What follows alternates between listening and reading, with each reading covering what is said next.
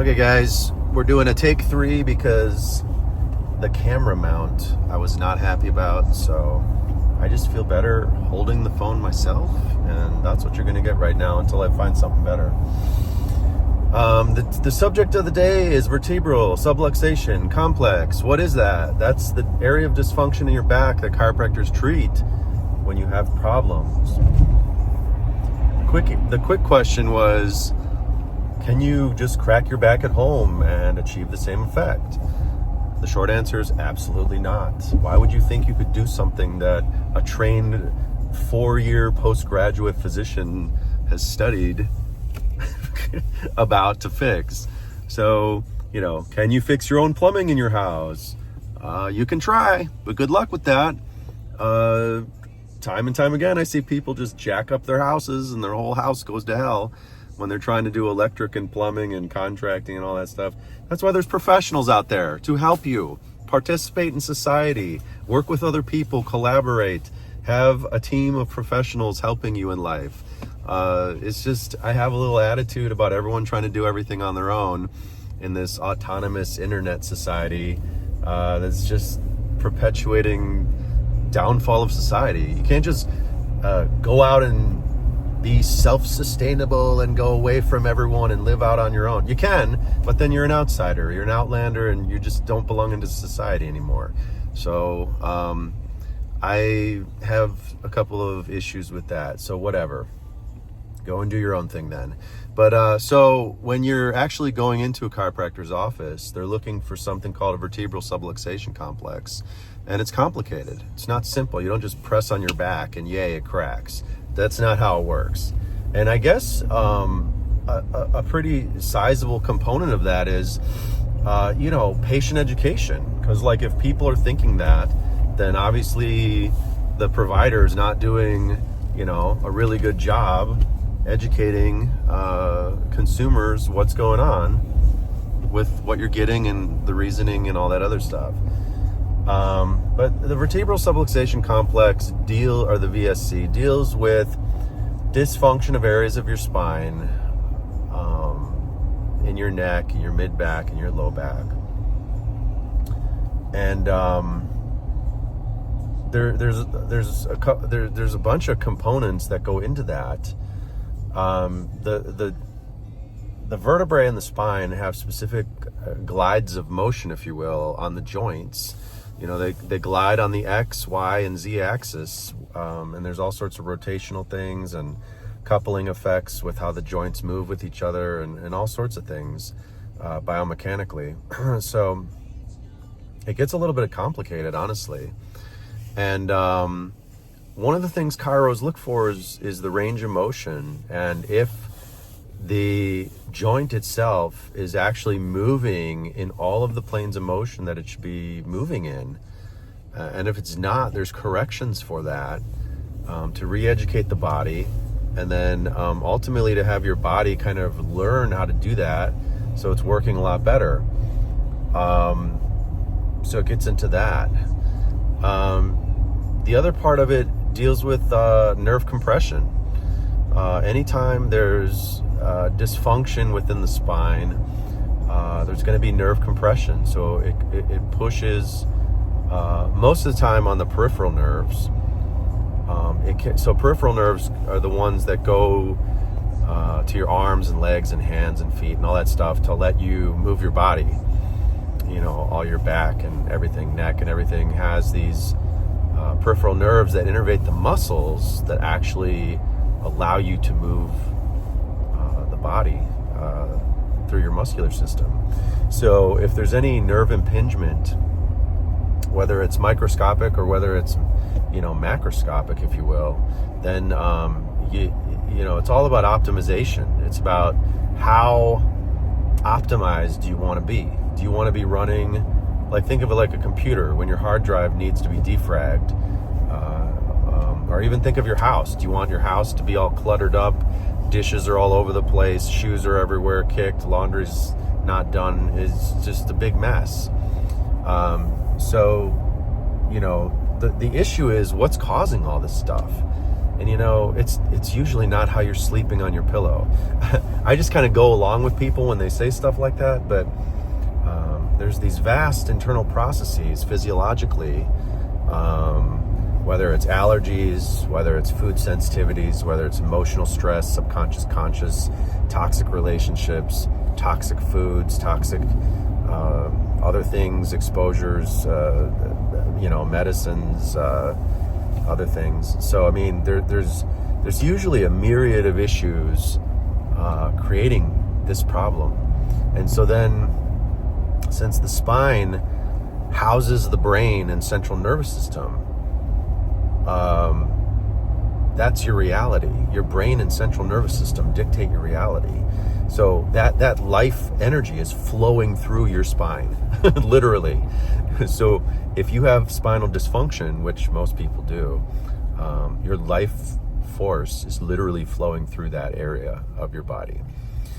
So anyway, but the peripheral nervous system's a different kind of nervous system that goes to all your muscles. It lets you move around. And moving around is important. It's not critical. It is, what is critical? I mean, if you put it on a 50 Shades of Grey thing, there's all sorts of dysfunction everywhere. If you lose your hands, arms, legs, and feet, like you're screwed. So it is critical in some capacity. But overall, with most people, it's not absolutely critical.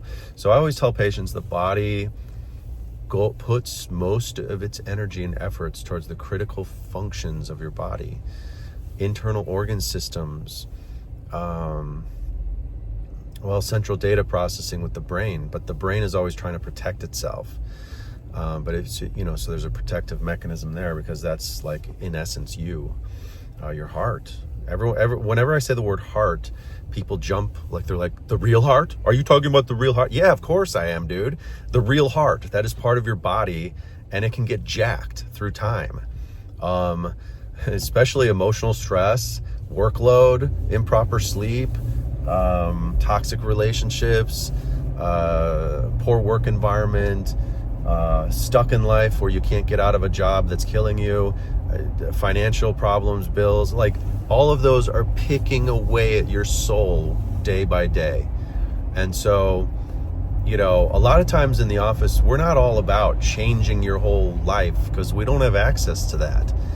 But what we are interested in is modulating your body's ability to handle those things through corrections and re-educational components, so that you can process and handle more and have more strength, stability, endurance, prosperity, everything.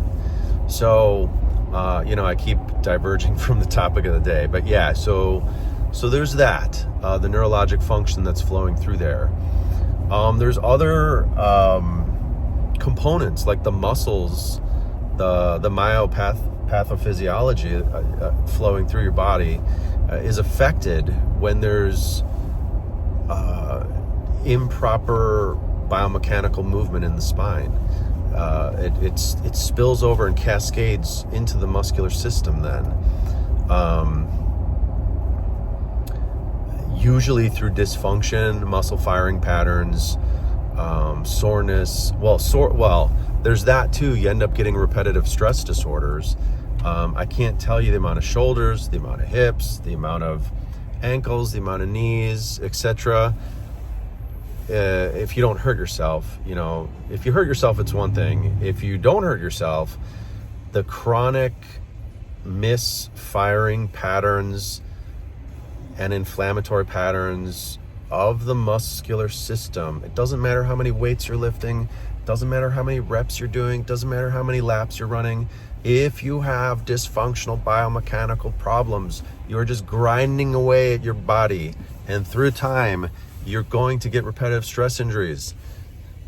That's what sends people into the office all the time, is chronic repetitive stress injuries, whether it's to the back, whether it's to the neck, whether it's to the shoulders. The reason these things are hurting 99% of the time, unless you fall down a flight of stairs, etc., is you have chronic repetitive stress disorders. And so a big chunk of our office is trying to undo those chronic repetitive stress patterns that are creating the disorders. And see, I don't sit there and like talk to the, people for 20 minutes at a time on this stuff. So I decided to make videos like this so you could hear about it. So there's that component, the myology of the vertebral subluxation complex. These all go together. When you get vertebral subluxation dysfunction, these things are happening. And I'm telling you, it happens to everyone, because no one's life is perfect, and everyone's got issues. So there's that.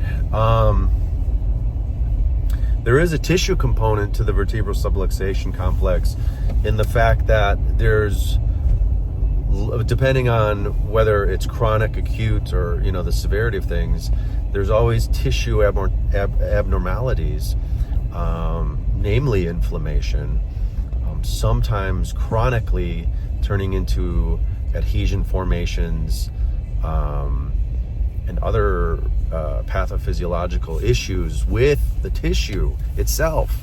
And sometimes this is soft tissue in the fascia. You've heard of fascia blasters and myofascial release technique and all these other things. It originates from the actual subluxation complex consequence. So yeah, go get massages and stuff. Good luck, because it's just putting band-aids all over the place. And it has to be part of a treatment plan, organizing the correction of all these things that I'm talking about. You can't just rub a dub and all of a sudden you're better. Like, it doesn't work that way. The body has all these components that I'm talking about that are interrelated. And now, do you think you can just go home and crack your back and everything's good? Doesn't work, dude. Does not work whatsoever. I'm telling you, you need trained professionals helping you. And the last components that I already kind of talked about in some capacity is the biochemical implications from all this trauma that I'm talking about. When I say trauma, I mean like chronic trauma, through repetitive stress. A ton of inflammatory inflammation chemicals and such get released with this dysfunction, and unless there's modification of all these things I'm talking about, the problem just keeps going. It keeps going. Now, if you're in your 20s, you can pull out of it sometimes because you're just young enough. If in your 30s, it starts to degenerate. When you're in your 40s, you start to feel it. When you're in your 50s, it starts to collapse. And then in your 60s, it's already too late. Like, you can do palliative and corrective measures to further prevent the dysfunction, but it's too late. So that's why I always try to tell people, we got to work on this stuff. This is like your life. Your life force flow through your central nervous system is operating off of this. So if you're not, this is why, if you look at America's healthcare, this is why we're ranked like last place. Well, not only from lifestyle and exposure to toxins and other things, but there's a myriad of other reasons that can ensue. So the biochemical responses, when you get this area dysfunction, all these pro-inflammatory chemicals are released. People are saying, is this product good? Is that product good? Should I take this anti-inflammatory, that anti-inflammatory? Yeah, sure, take all of them. It's fine. Everyone needs anti-inflammation. It's not going to get to the root of the problem. And so, am I saying the root of all your problems is what I'm talking about? The answer is no, it's not.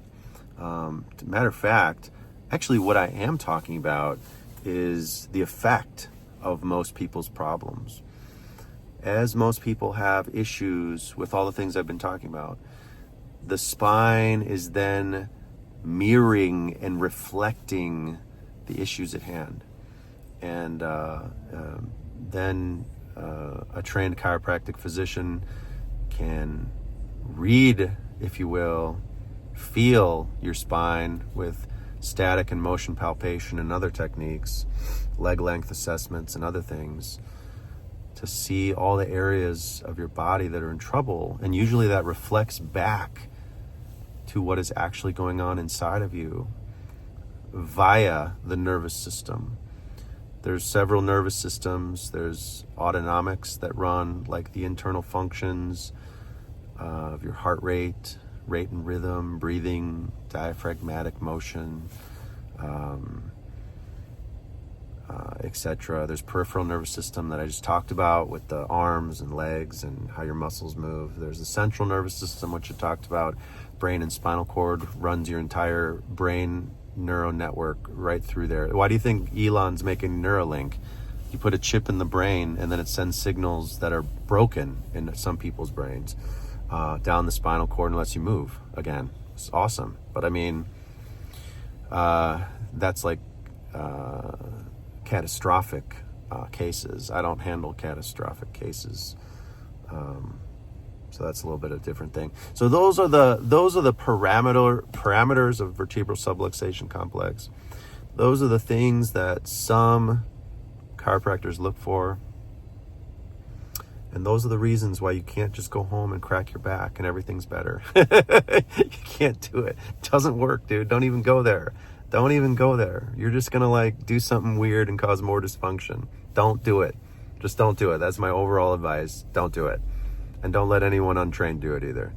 So hopefully that answered your questions about kind of what chiropractic is. That's like, 10 to 15% of it. But in a nutshell, the video was supposed to be like, can you crack your back at home and everything's okay? And the answer is no. So hopefully you have a wonderful day. If you have any questions, ask them, leave comments, subscribe to the channel, press the little bell so you can get notifications when I release more videos. And, like always, just keep it fresh, keep it real, and be true to yourself, all right? I'll see you next time. Bye.